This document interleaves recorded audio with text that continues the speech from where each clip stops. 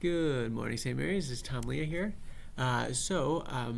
We are drawing very near to Divine Mercy Sunday, and I think that in order to really fully appreciate this gift, Jesus says that anyone who comes to me on that day receives communion and confession will be forgiven of all punishment as well as all sins, right? So we won't have to pay the tremendous price accumulated by our sinfulness in this last year or whenever the last time you were at Divine Mercy Sunday.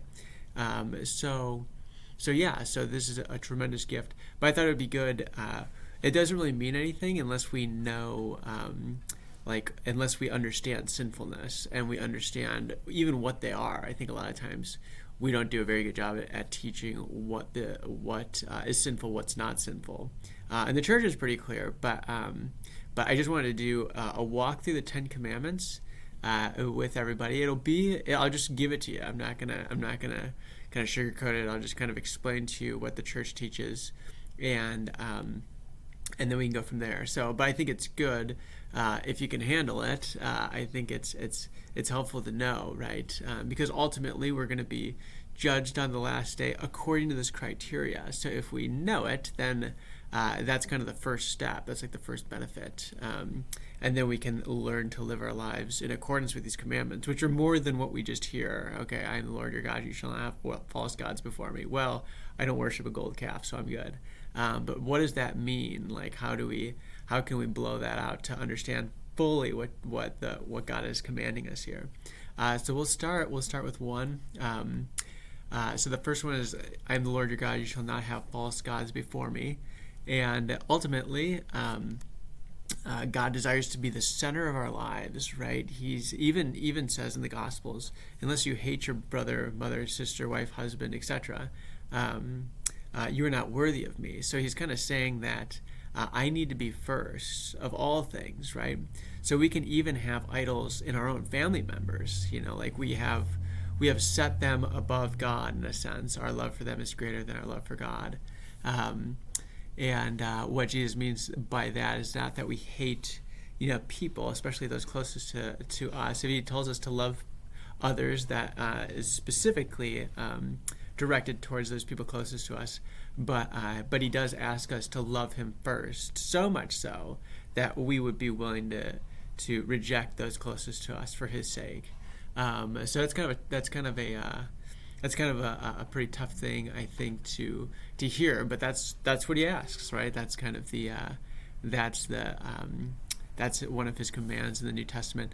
So just to help it make sense, I was reading this earlier. So it says, the consideration of the divine benefits bestowed upon us teach us to adore him.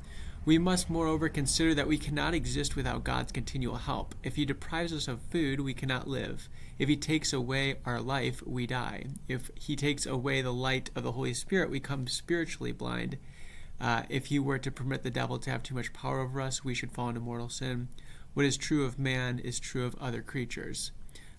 They also are entirely dependent on their creator. So we've been given everything: food, air, water, friendships, relationships, any act of love that's ever been received. Like, that's all been a gift from God.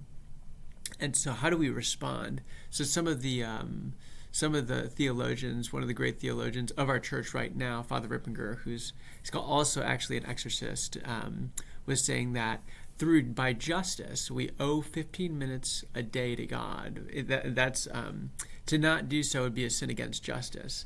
And it kind of makes sense, right? Kind of going back to it. If God is really the first in our lives, then we would have some kind of time offered to him on a daily basis, right?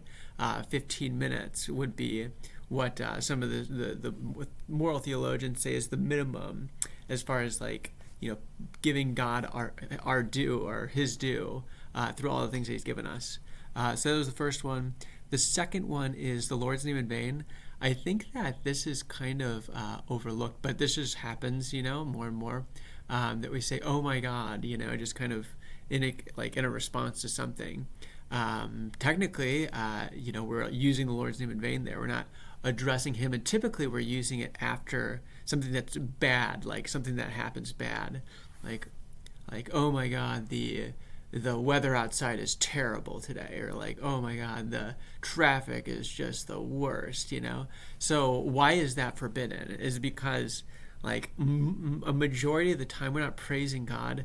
Imagine if we put like your name before every bad statement that was said, like if we added your name, not to mention that our names are rather insignificant. God's name actually carries a weight which has the ability to save souls, right? Like it's like by praying to God, even using Jesus' name has power over demons. It has authority. It has all these things, right? So when we use it in vain, it is a very serious offense. And then if we use it like in a derogatory way or in a way that's it's even worse, right? So we should only be using God's name and we're referring to God.